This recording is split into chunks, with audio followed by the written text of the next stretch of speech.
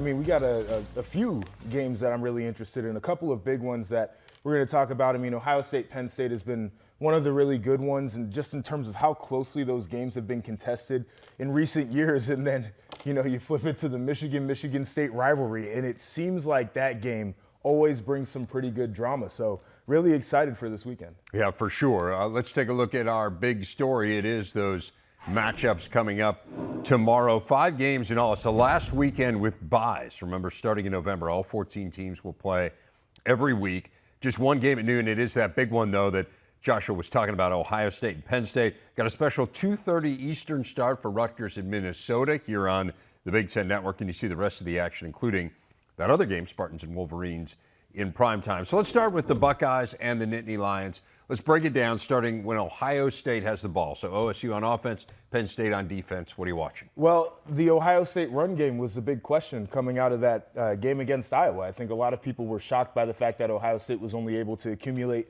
66 yards on the ground. So I think for the Buckeyes, it's going to be imperative to go to the run game early and really get it established. And we've seen now, Penn State at the beginning of the year, I mean, talking about one of the best rush defenses in the country. Then they play against Michigan, and obviously that was not a good contest, gave up 418 yards on the ground. You play against Minnesota, and you're able to limit Mo Ibrahim to 3.6 a carry. The overall rushing total maybe opens some eyes on the Penn State side there, but I think Penn State defensively has to have answers to this Ohio State run game. Can they replicate some of the defensive looks that Iowa had? Not exactly sure that you want to get out of your base stuff when you're going against Ohio State. And then the other question is, do you dedicate that extra safety to the box? Because then you're exposing your back end. And we know Penn State's got great players in their secondary, so maybe you take that risk. But I really think this game is going to be started on the ground for Ohio State. And if they cannot establish that run, they're going to have a tough time going up against the Penn State secondary that I think will challenge all of the throws that C.J. Stroud's going to put out there. Yeah, pretty interesting when you look at how good Penn State has been, a team that leads the nation by far in terms of passes broken up this year. So this has been a really good group back there. The issue, of course, as you said, is can they hold up against the run? I do find it interesting. I mean, obviously the strong suit for Ohio State is the passing game.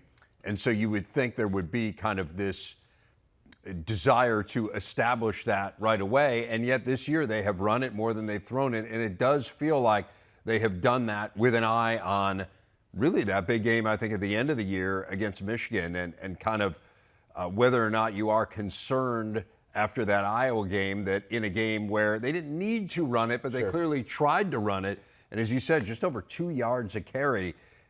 This feels like a game where you try to get that back on track and regain some confidence in that run game, even though it's the pass game, which is your strength. Yes, and they need to. Like, this Ohio State offense has been really good this year, and it's been really good in prior years. But I think a big part of that is because of the balance that they had. And one thing I'll credit Ohio State on against Iowa is they were still pretty balanced between the run and the pass. They ran it 48% of the time, even though the run game wasn't working, which makes the defense still have to go out there and defend against the run. And so I really do think that's a vital part of what they're doing. But you flip it to this pass game, and I know that Ryan Day and the offensive staff over there is trying to figure out what they're going to do against what Manny Diaz has put out on the football field, because it's not just great players that are out there for Penn State in that secondary, and there are plenty of them. I think the scheme has been really aggressive, and you mentioned the pass breakup numbers. One of the things that I have been really looking at on tape this year with some of the defenses in this conference is how they challenge throws, right? And so what I mean is, how tight is the coverage? Can you get hands on a receiver at the line of scrimmage to disrupt timing? And then when the ball is in the air, are you at least in position to try to make a play on the ball from a defensive standpoint? And Penn State does that extremely well. So maybe a little bit of the shine is off of the Penn State defense, especially after that Michigan game. But I still think the personnel is there. I think it's an aggressive style. And Ohio State is really going to be challenged in ways that they were challenged last week, and probably different ways just because of the personnel that can match up one-on-one in the back end and really force those wide receivers to have to get separation. And it forced a lot of turnovers. Now, 12 in the last 4 games. We saw C.J. Stroud throw the pick 6 last week. There were a couple, too, that Iowa defenders had their hands on and just weren't able to pull in. So he's got to be a lot more accurate in some of those situations where he's really trying to fit it into a window. Does feel like that is part of the formula for Penn State if they're going to have a chance to pull off the upset here.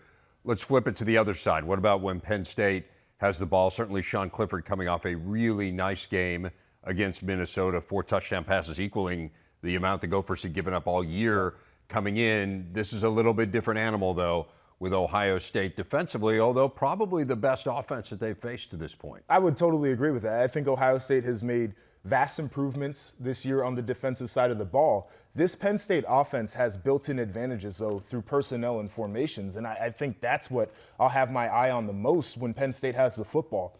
We watched 3 tight ends for Penn State go out there and make some ridiculous plays in that game. And those guys are matchup nightmares. As a linebacker, you hate going against an athletic tight end.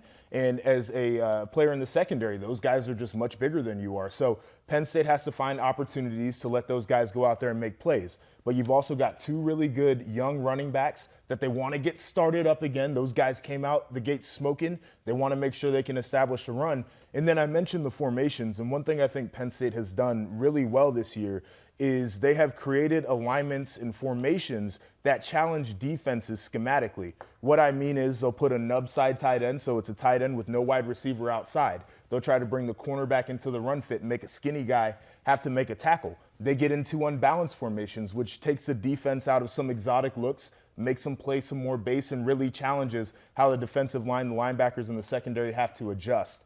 I think that's where Penn State can gain an edge, especially against an Ohio State defense that has shown multiple looks. If you can create formations that take the edge off of the defense and make them play straight up, you have a better opportunity to get on body, create those running lanes, and a better opportunity to isolate some of your weapons. And we saw what the wide receivers did against Minnesota in coverage. That's where they need to be. How much better do you think this Ohio State defense is than a year ago? I mean, statistically, they're a lot better, right? They're 5th in the nation in scoring defense. They were 38th last year, but I said it a moment ago, I'll reiterate it, they haven't really played a very good offense yet this year. So this will be one of the stronger tests.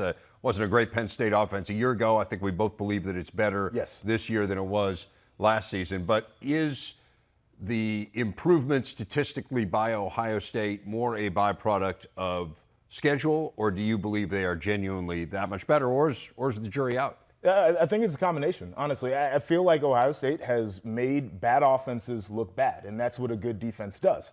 They still need to be tested. They haven't faced an offense that will stretch them down the football field and can take the top off. They haven't really faced a balanced offense either so far this year. So I think that's where the challenges are going to arise, is what do you do when an offense can hit you with the run and the pass, or they have a guy who's just really explosive that can challenge you downfield. But you look at the numbers, even last year against some of the poorer offenses, this Ohio State defense, it didn't necessarily look great. And so that's where you take the step. And then also, it's just the eye test. You flip on the tape.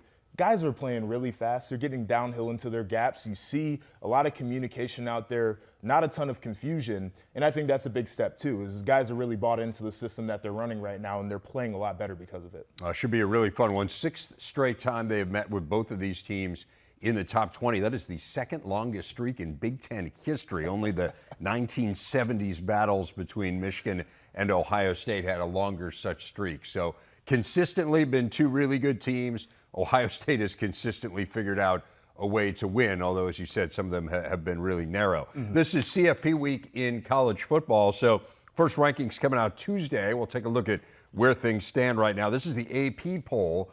Georgia's on top, followed by the Bucks, Tennessee, and Michigan.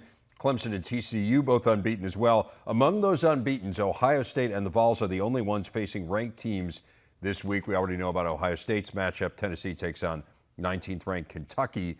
What intrigues you the most this weekend from a CFP perspective as we prepare to find out what the committee thinks next Tuesday night? Yeah, I mean, I think you mentioned some of the matchups that are going on. So Ohio State's got a big test. Tennessee's got a big test. I think both of them have an opportunity to pass the test, but these are going to be challenges for either one of the teams.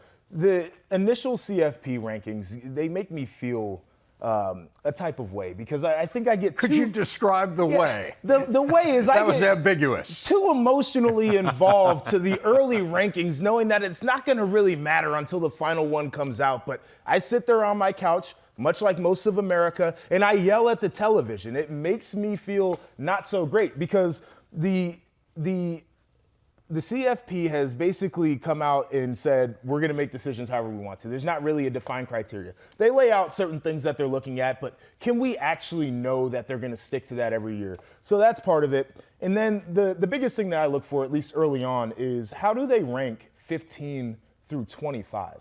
right? It feels like a lot of times doing the AP poll, when you're doing the CFP rankings, you kind of just filling teams in. You can make an argument for, 15 teams that could take up the last 10 spots. And does that become a resume booster for some of the teams at the top? Absolutely. That's one of the biggest things that I always look at. How are they posturing some of the schedules for some of the teams that are at the top? So Team X has beaten 4 top 25 teams, and just by a stunning coincidence, 3 of them happen to be 23 through 25. That's the thing. And I'm not a conspiracy theorist, but it's illuminating when you really start to look at the back of the rankings. So those are the couple of things I'm looking at. How do they justify who they're putting at the top, and then what are they filling in the back end? And I do think that each year it is instructive because of what you pointed out, because of the fact that while there are criteria, they are interpreted differently. They're open-ended and open to interpretation. And so each time that you get a new committee and a new committee chair, you try to gauge, okay, so how are they actually applying these criteria? Yeah. So we'll have a new chair this year, Boo Corrigan from NC State. So we'll get a sense for how he justifies the picks. By the way, I think that's like the worst job in America. I wouldn't want. It's so hard. I think there are worse jobs. Well, okay. It might be a slight exaggeration. It's a really challenging job because you are asked in 20 seconds. For sure. To justify something that is how do you summarize a conversation that you have for hours in 20 seconds? I think that's really hard to do. So I do empathize with them. On the other hand, I think it's often been a position where people have had a hard time articulating anything other than just kind of. We think they're good. Yeah, we think they're good. I feel like DiNardo right now. Venting about the whole CFP and the committee thing and how are we actually doing this? Do they watch tape the same way that we watch tape? Or some maybe the outside voices, are they fully into it? Or some of the people who are sports people, do they actually have the bandwidth to really go through and break down the teams? Like, these are legitimate questions. I think generally they get it right because the team who's supposed to win it is always in there. But you can make an argument, especially with 4 teams, and I'm part of me is glad that this thing is expanding. But it's a difficult spot to be in, and it's really hard when you don't have defined criteria that everything has to fit in a box to make that decision. Controversies are always on the margins. Yeah. Controversies aren't necessarily at the top, to your point, right? They usually get the top couple teams right. Absolutely. Right. That's the issues are, how do you decide on number 4? Yes. And I think it will be less controversial when you're deciding on number 12 and number 13. I totally agree with you. By its very nature, because there will have been a lot of things that you could have done to not put yourself in that position. Absolutely. Whereas when you're number 5, often it's one thing that you could have done and open to interpretation. Michigan State and Michigan tomorrow in Ann Arbor. Jim Harbaugh trying to get to 500 in his Michigan tenure against the Spartans. When the Wolverines have won, they have won big, in nearly 20 points per game margin on average. The 4 losses, meanwhile, have come by a total of 15 points, including a 37-33 defeat last year in East Lansing.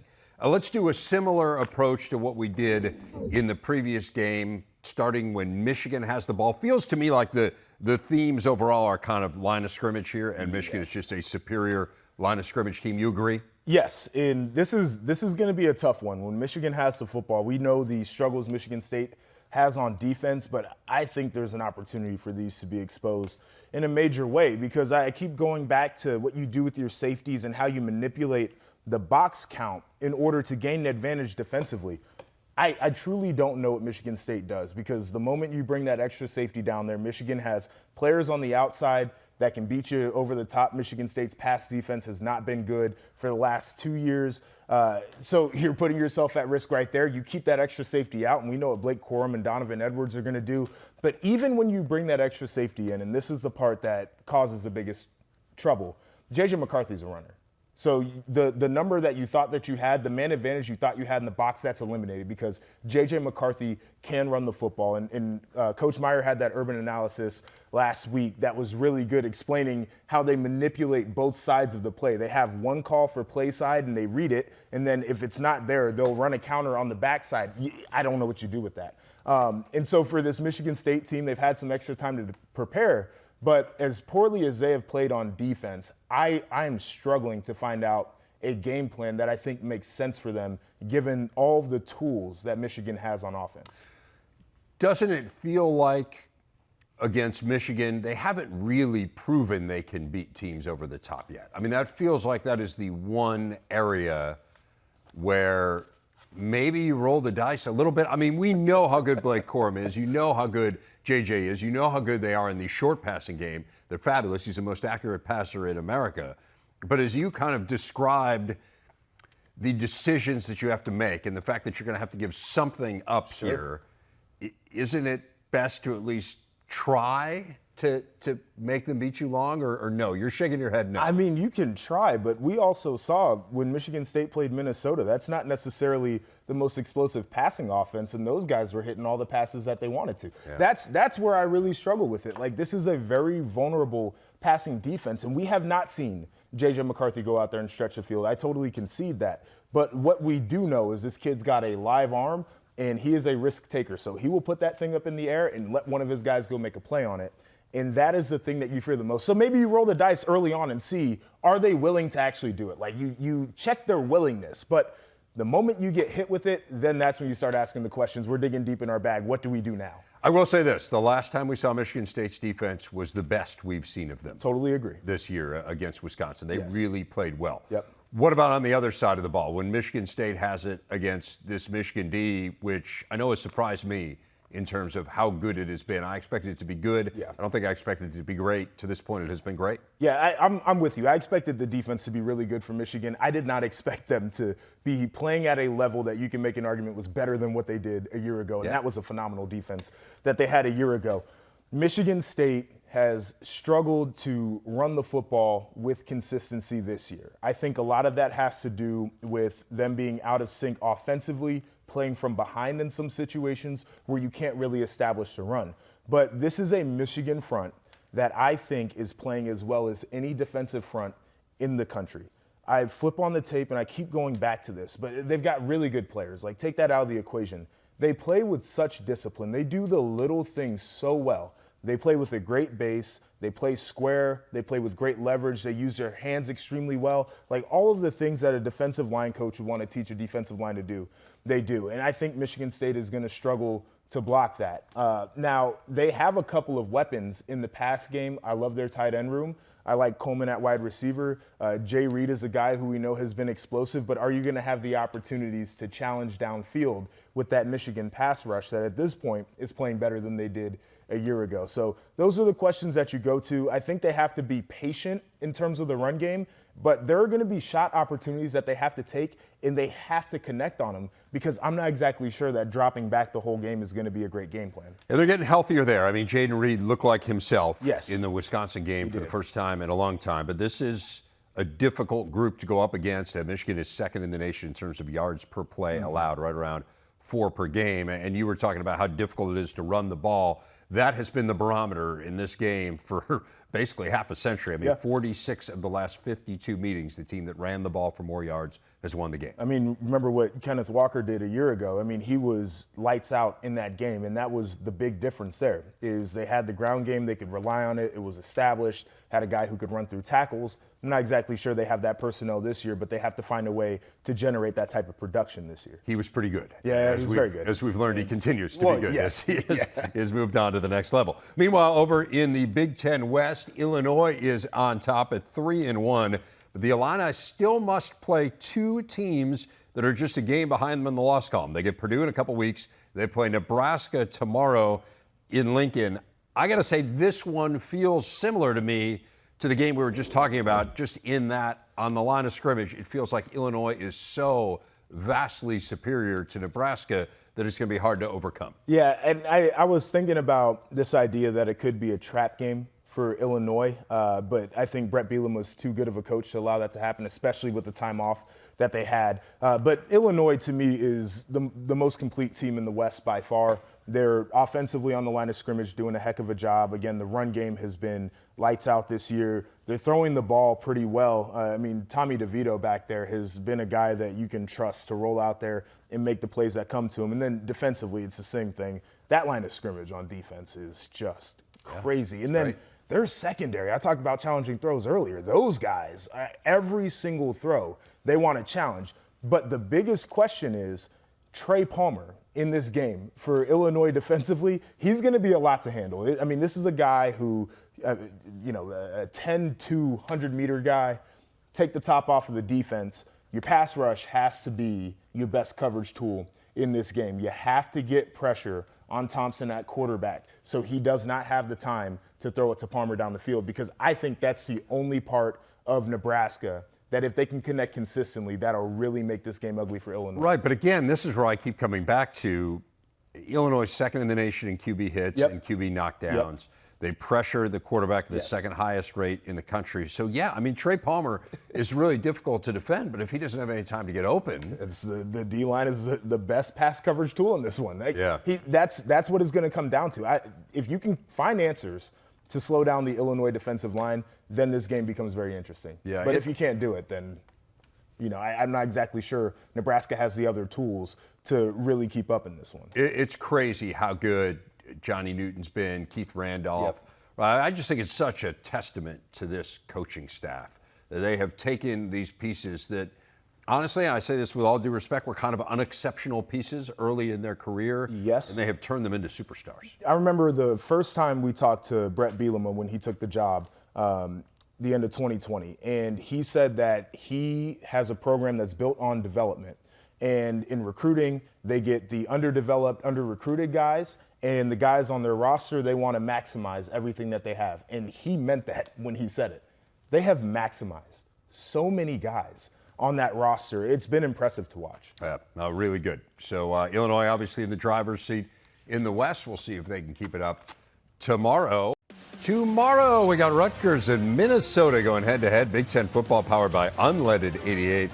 A special start time, 2:30 Eastern, 1:30 Central, only on the Big Ten Network and the Fox Sports app. We will be there, Joshua, holding down the fort here in studio. Yes. Not there, we'll be here. Yes. Yeah. Getting ready for that they knew what game. You meant. Yeah. By there I meant here. Important game, I think, for just both teams. One letter difference. In bowl positioning. Both these teams kind of need this win. Yes, and Rutgers, I'm curious to see if they can capitalize on some momentum. You get your first home victory in 1,813 days. Like, it shows that you can kind of step over these hurdles. So can they start stacking up back-to-back wins against the Minnesota team that we know is struggling right now? They don't look like their typical self. Offensively, of course, with Tanner Morgan out, it was going to be a struggle for them. But I was surprised by Minnesota's defense and their performance against Penn State. So that would lead into my next question. Is this a potential bounce-back game for the Minnesota defense? Because you look at Rutgers, and they made a move at offensive coordinator, and they've got a little spark going right now. But you look at the stats, and this is not a great offense, and this is a really good opportunity for a Minnesota defense that I thought was going to be much better this year to really get back on track. So I think I'm looking at momentum for Rutgers, but on the field, Minnesota defensively, this seems like a good game to really find their rhythm again. On the flip side, this is a really good Rutgers defense. Mm-hmm. I mean, I think it's been overshadowed by how much their offense has struggled. One of the lowest scoring teams in the country against FBS teams gets a little skewed because they had the game where they went crazy against Wagner. Right. But this is a really good defensive team. And they're great at stopping the run. This is what they hang their hat on. Greg Schiano is an old school defensive guy. You go out there, you want to stop the run. And we know that Minnesota's a team who wants to get this game started and finish it on the ground with Mo Ibrahim. So that's going to be a very fun battle to watch there. The guys for Rutgers rising up across that defensive line. They've got some good-looking bodies out there.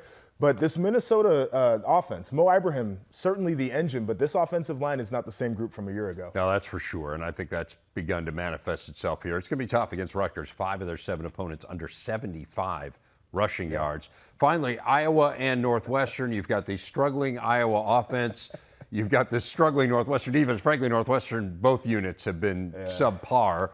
But what gives in this one? Is it just a function of Iowa's got the best defense and that'll figure out a way to win the game? Yeah, I mean, that is the biggest X factor, that defense. And we know that not only can they take the football away, they can score.